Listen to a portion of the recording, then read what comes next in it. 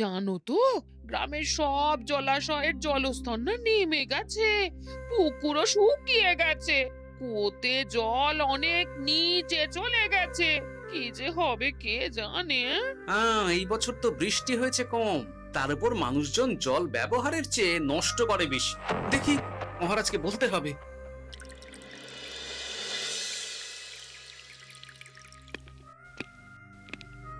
এই তো গোপাল এসে গেছে। শুনেছো, রাজ্যের সকল জলাশয়ে শুধু শুনিনি, চাক্ষুষ দেখেছি, আর এর কারণ ও তার সমাধানও ভেবে এসেছি মহারাজ। তুমি কি বলতে চাইছো সেটা বলো না খোলসা করে। মহারাজ, আসন্ন দিনে জলাভাব মেটানোর একটাই উপায়, তা হলো প্রজাদের উপর কর চাপানো। মহারাজ, আমার ঠাকুরদা বলতেন, যা মেলে মূল্য বিনে তার মূল্য কে আর জানে। আমরা যেহেতু জলের মতো এত মূল্যবান সম্পদ বিনামূল্যে পাচ্ছি, তাই একে গুরুত্ব দিতে শিখিনি। সবাই মিলে দেদার জলের অপচয় করছে। আমি এই অপচয়ের বিরুদ্ধে কর বসানোর পরামর্শ দিচ্ছি মহারাজ। জলের জন্য দেবে দাম, ছুটে যাবে কাল ঘাম। হ্যাঁ, যখনই জলের জন্য কর দিতে হবে, তখনই জলের অপচয় বন্ধ হবে। এতে লাভটা কি হবে গোপাল? মানুষ কম জলে কাজ করা শিখে যাবে, ফলে আগামী দিনে যদি জল সম্পদ কমেও যায়, এই কৃষ্ণনগরের প্রজারা আগে থেকেই তার জন্য প্রস্তুত হয়ে যাবেন। কিন্তু আমি আমার প্রজাদের কাছ থেকে জলের দাম নেব গোপাল? না মহারাজ, কর বাবদ যে অর্থ উপার্জন হবে, তার সাথে আপনার দান মিলিয়ে রাজ্যের মধ্যে একটা বিরাট কৃত্রিম জলাধার বানানো হবে। বাহ বাহ বাহ! যেখানে বৃষ্টির জল সংরক্ষণ করা যাবে মহারাজ। এতে সারা বছর ধরে আর কোনো জলের অভাব থাকবে না মহারাজ।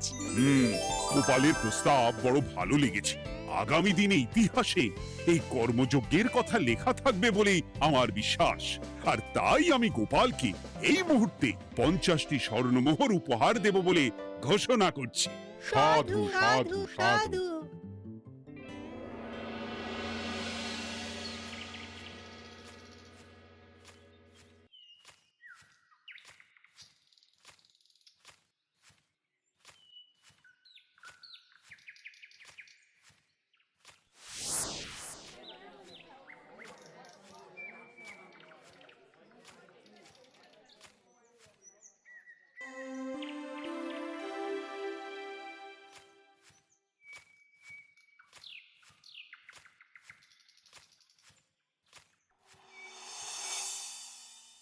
মানে আমার এই এতটুকু স্বাদ তুমি পূর্ণ করবে না? আমি কি নিজের জন্য চেয়েছি নাকি? সবই তো পাবে তোমার মেয়ে আর জামাই। হ্যাঁ, সে বুঝেছি গিন্নি, তাই বলে এতগুলো মুদ্রা আমি খরচ করতে পারবো না। পারবে না? আমি তাঁতির বাড়ি থেকে মেয়ে জামাইয়ের জন্য কয়েকটা শাড়ি আর ভালো পাঞ্জাবি কিনে একটু পাঠাবো। কিন্তু এখন আমার কাছে অত মুদ্রা নেই গিন্নি, পরে পেলে আমি ঠিক তোমার স্বাদ পূরণ করব। আবার বাজে কথা বলার জায়গা পাও না তুমি। এতক্ষণ কোথায় ছিলে গো? আমি বেলায় নদীর পাড়ে গিয়েছিলাম, তখন কমলা আমাকে বলল তোমায় নাকি দেখেছে। কি দেখেছি?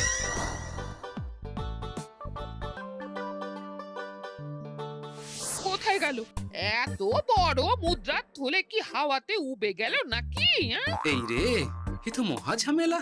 কখন কে যে গিন্নিকে খবর দিচ্ছে সেটা টেরও পাইনি। বলি মুখে কুলু পাটলে যে বড়, বলি রাজা মশাইয়ের কাছ থেকে যে এত রোজগার করো, সেই মুদ্রা যায় কোথায়? আহ, কানের মাথা খেও না তো। আমি কি তোমার কোনো কিছুর অভাব রেখেছি? বলো একবার। খাওয়া পড়া কোনো কিছুর তো কোনো খামতি নেই তোমার। মানছি রাখোনি, কিন্তু তাই বলে আমিও তোমার স্ত্রী, তোমার গিন্নি গো গিন্নি, তাই না? আমার তো জানার অধিকার আছে নাকি যে তোমার উপার্জনের অর্থ করি সব কোথায় যাচ্ছে? জানবে জানবে, সব জানবে। এখন কিছু খেতে দাও দেখি, পেটে ছুঁচোয় ডন বৈঠক মারছে। না, এরপর থেকে আর মহারাজের কাছে উপহার পেলে ওইভাবে খোলা হাটের মধ্যে দিয়ে আসা যাওয়া করা যাবে না।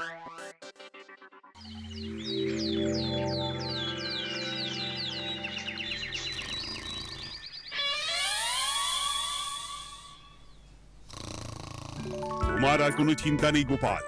আমি তোমার মাসোহারা তো বাড়িয়ে দিলাম, সঙ্গে প্রত্যেক দিন তুমি 10 মোহর করে পারিতোষিক পাবে। এই নাও। আহ, এই ভোরবেলায় একটা জব্বর স্বপ্ন দেখা গেল বটে। এই স্বপ্ন খুলে গেলে আর কোনো চিন্তা নেই। গিন্নি, ও গিন্নি, বলি গেলে কোথায়?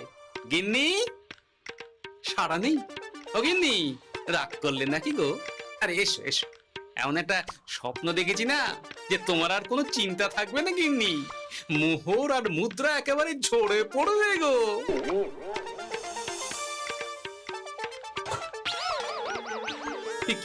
এইসব ফলাহার সাজিয়ে রেখে গেল কোথায় গিন্নি? নিজের বাপের বাড়িতে তো যাবে না, কেউ নেই সেখানে। মেয়ের বাড়ি গেল নাকি? না, মেয়ের বাড়িতে তো গিন্নি যায় না। তাহলে না না, খালি পেটে এত ভাবতে পারছি না। আগে মুখ হাত ধুয়ে এসে কিছু খেয়ে নি, তারপর দেখি গিন্নি কোথায় গেল। না, গিন্নিকে তো কোথাও দেখলাম না। গেল কোথায়? যাকে আগে রাজবাড়িতে তো যাই, ফেরার সময় না হয় আবার খোঁজ নেব, ততক্ষণে ফিরেও আসতে পারে।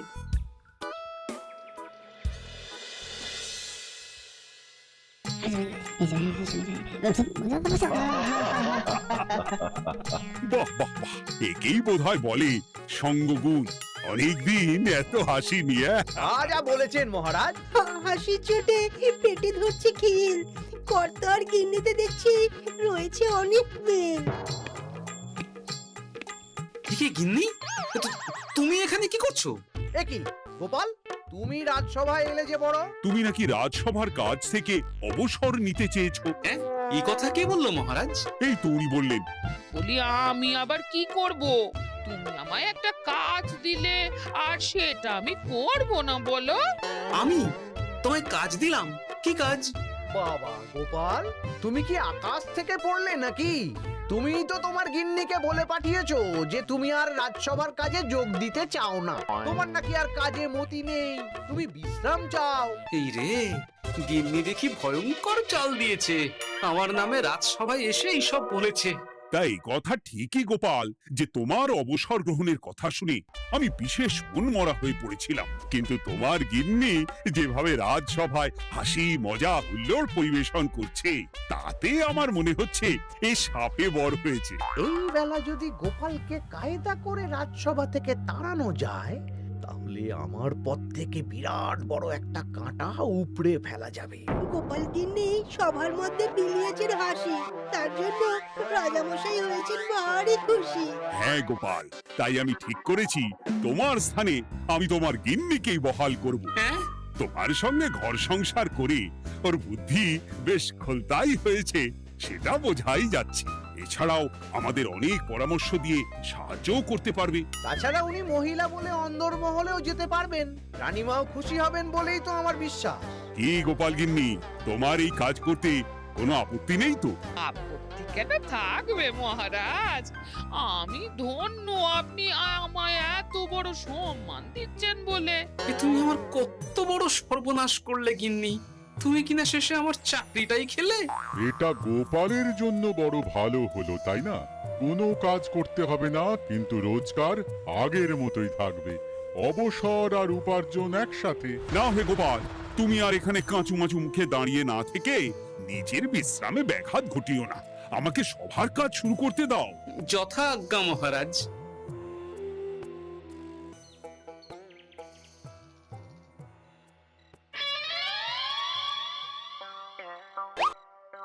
মানে মহারাজ সমস্যার সমাধান করতে দিয়েছেন তোমাকে, আর তার উত্তর দেব আমি? কেন? তুমি আমার চাকরি খাবে আর তোমার সেই চাকরি রাখার দায় নেব আমি? হ্যাঁ হ্যাঁ, নেবে। মানে কাল রাজসভায় মহারাজের সমস্যার সমাধান করব, সেই মতো কথা দিয়ে এসেছি। হ্যাঁ, আগাম 10টা মুদ্রাও বাগিয়ে এনেছি। তার থেকে তোমায় একটা মুদ্রা দিলাম। এখন মানে মানে আমাকে উত্তর বলে দেবে, না হলে আমি কেন দেব? আমি পাবো একটা মুদ্রা, আর তুমি আমার কাছে উত্তর জেনে নিয়ে সেটাই বলে পাবে 9 মুদ্রা। কিছুতেই না। বলবে না? না। তাহলে ভালো করে শুনে রাখো, আজ থেকে ঘরের উনুনে হাঁড়ি চড়বে না। চাকরি তো খুইয়েইছো, এবার না খেয়ে প্রাণটা খোয়ানোর জন্য তৈরি হয়ে যাও। হ্যাঁ। ওরে বাবা, এমন কথা কেন বলছো গিন্নি? তুমি তো জানো যে খিদে একদম সহ্য করতে পারি না। এখন যদি তুমি এইসব বলো, তাহলে আমার রক্ষে নেই গো। বেশ, তা তাহলে আমি যা জানতে চাইছি শ্বশুর শ্বশুর করে বলে ফেলো দেখি। এ আমি কি শাঁখের করাতে পড়লাম রে বাবা! ঠাকুর, এত দুর্ভোগ লেখা ছিল, ঘরে বাইরে সব জায়গায় এত হেনস্থা যে সহ্য করা যায় না ঠাকুর।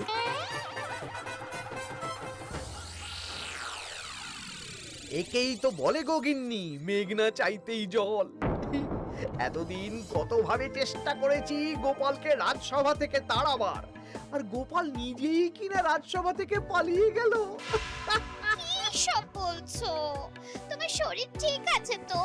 শরীর মন সব ঠিক আছে, তবে গোপালের বদলে কাকে বহাল করা হয়েছে শুনলে তোমার মাথা ঘুরে যাবে। কাকে? গোপাল গিন্নিকে। আমার কিন্তু বিষয়টা খুব একটা সরল ঠেকছে না গো। গোপাল ভাঁড়ের বুদ্ধি তো আর যে সে বুদ্ধি নয়। উনি যাই করেন খুব ভেবে চিন্তে করেন, এর পেছনে আবার কোনো মতলব নেই তো। এটা তুমি মন্দ বলনি গিন্নি। গোপালকে নিয়ে সত্যিই কোনো বিশ্বাস নেই। ও কখন কি ঘোট পাকাচ্ছে বলা যায় না। আমাকেও সাবধানে থাকতে হবে। দেখতে হবে যে গোপাল আসলে কি চাল চালতে চাইছে।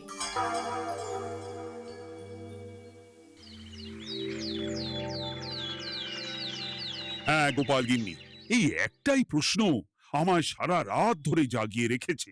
মানুষ মরে ভূত হয়, ভূত কি মরে? তাহলে ভূত মরলে কি হয়? মানে মহারাজ, এই প্রশ্নের উত্তর আমার আজকে দিতে ইচ্ছে করছে না। হ্যাঁ, আমি না হয় আপনাকে আগামীকাল এই প্রশ্নের উত্তর দেব, ঠিক আছে? হ্যাঁ, গাছ থেকে পড়ে গেলে জাপটে ধরে ডালকে। আজকের প্রশ্নের উত্তর উনি দেবেন কালকে।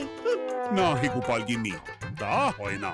এই প্রশ্ন আমাকে সারা রাত বিচলিত করেছে। আবার যদি আজকেও এই প্রশ্নের উত্তর না পাই, তাহলে তো আবার একটা নিদ্রাহীন রাত আমাকে কাটাতে হবে। মানে আমি বলছিলাম কি মহারাজ, গোপাল গিন্নি তো সদ্য এই কাজে বহাল হয়েছে, তাই তাকে তো একটু সময় দেওয়া দরকার নাকি? কিন্তু প্রশ্নের উত্তর না পেলে যদি মহারাজের শরীর খারাপ হয়, তার দায় কে নেবে মন্ত্রী মশাই? এই রে,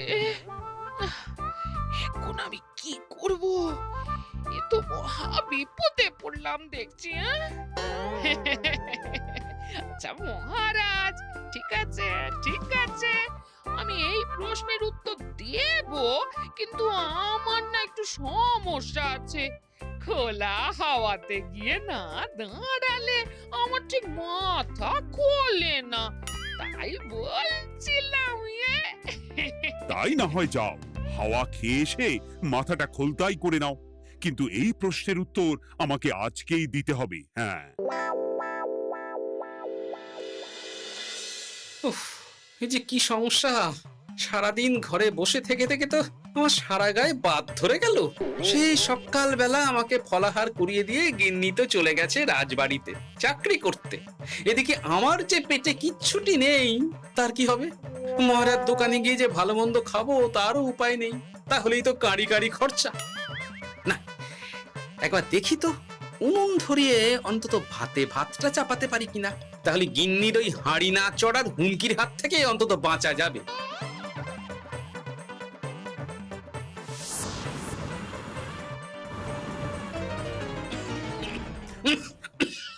ও বাবা গো, ও বাবা, এত কেসে কেসে সোজা শেষ যাত্রা হয়ে যাবে আমার।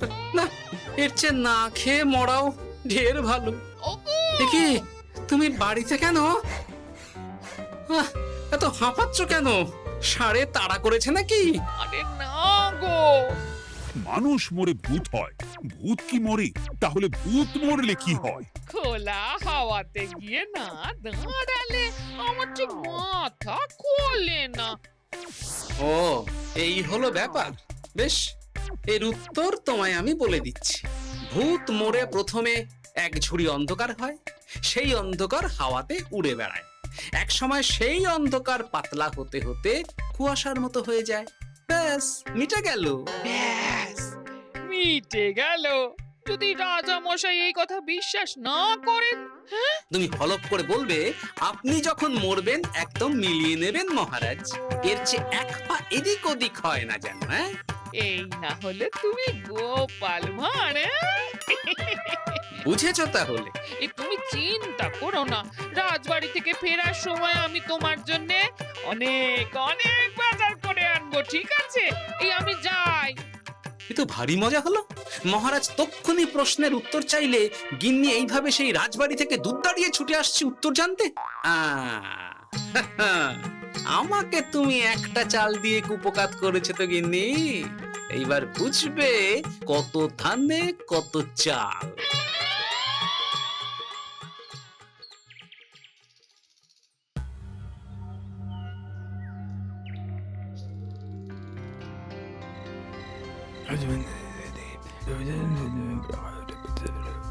বুঝেছিস তো তোর কাজটা? খুব বুঝেছি গোপাল দাদা। নেই, এবার লেগে পড় দেখি।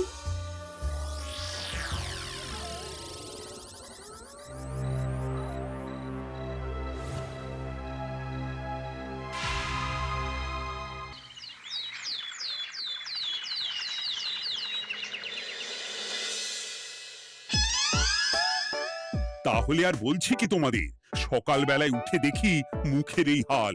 এই কাণ্ড কি করে হলো মহারাজ? আহ, তার আমি কি জানি। আমি সকালে উঠে আয়নায় নিজেকে এই অবস্থায় দেখে খুব চিন্তায় রয়েছি। গোপাল গিন্নি, আগে মহারাজ, গোপাল থাকলে যে কাজ করতো সেটা তো তোমাকেই করতে হবে। বলতে হবে এর সমাধান কি। হ্যাঁ মানে মানে আমি হ্যাঁ হ্যাঁ, আমার মনে আছে। তোমার তো আবার হাওয়া না খেলে চলে না।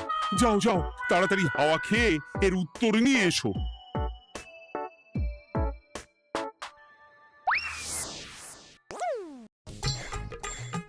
এই জন্য তুমি এত দূর ছুটে এলে গিন্নি? মহারাজকে বলবে যে তিনি যেন আজ রাতে চাদরটা মুখে ভালো করে মুড়িয়ে ঘুমান, তাহলেই মিটে যাবে। এই রং চলে যাবে আর নতুন করে কিছু হবেও না। ও মা, বলি এত সোজা সমাধান, হ্যাঁ? তা নয় তো কি?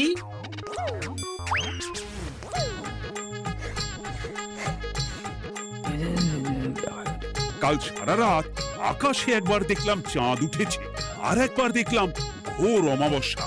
এর কারণ কি? একই রাতে দুই তিথি হয় কি করে? মানে আর একটা সমস্যা, হ্যাঁ, এটা আগে বললেই তো হতো মহারাজ।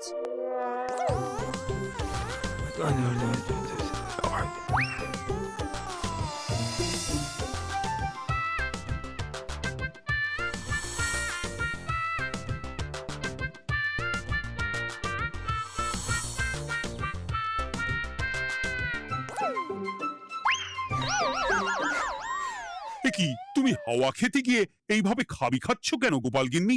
এর কারণ আমি জানি মহারাজ। সে কি কাণ্ড! তুমি কি করে জানলে?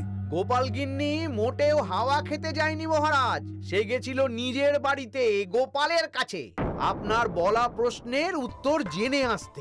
মানে গোপাল গিন্নি তার মানে আমাকে ঠকিয়েছে? তা জানি না মহারাজ, তবে আমার মনে হয় এর পেছনে গোপালের কোনো গভীর ষড়যন্ত্র আছে।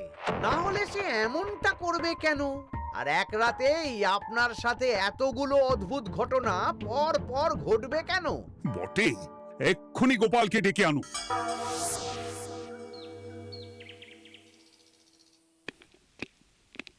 না মহারাজ, আমি সত্যি অবসর চেয়েছিলাম, আর তাই আমার গিন্নি আপনার কাছে এসে বলেছিল। ওর কোনো দোষ নেই মহারাজ। না মহারাজ, আমি মিথ্যে কথা বলেছি, হ্যাঁ। উনি আপনার কাছ থেকে পাওয়া সোনার মোহর নিয়ে বাড়ি যান না, তাই আমি ওকে শায়েস্তা করতে এই ফন্দি করেছিলাম। আসলে মহারাজ, আমি আপনার কাছ থেকে পাওয়া সোনার মোহর জল প্রকল্পের কাজে লাগাবো বলে কিছু জনকে নিয়ে একটা দল গঠন করতে গিয়েছিলাম, আর তাদের কাছেই ওগুলো রেখে এসেছি। এটা যদি আমার দোষ হয় তাহলে আমি ক্ষমা প্রার্থী মহারাজ। সাধু গোপাল, সাধু তোমার উত্তর। এই কাণ্ড! আর এদিকে রাজবাড়ি থেকে বাড়ি, আর বাড়ি থেকে রাজবাড়ি করতে করতে আমার প্রাণ ওষ্ঠাগত হয়ে গেছে মহারাজ। ওহ, আমার ঘাট হয়েছে, আপনি আমায় ক্ষমা করে দিন মহারাজ। এইবার মজার টের পেয়েছ তো গিন্নি? আপনি আপনার আদরের গোপাল ভাঁড়কেই তার চাকরি ফিরিয়ে দিন মহারাজ। আমি যাই আমার হেসেল সামলাতে। কেলে পচা খুব ভালো করেছে বলতে হবে।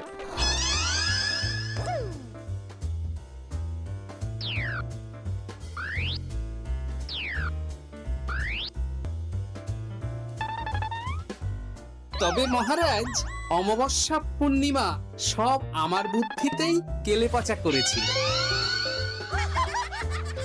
আপনার ওই মুখের রং,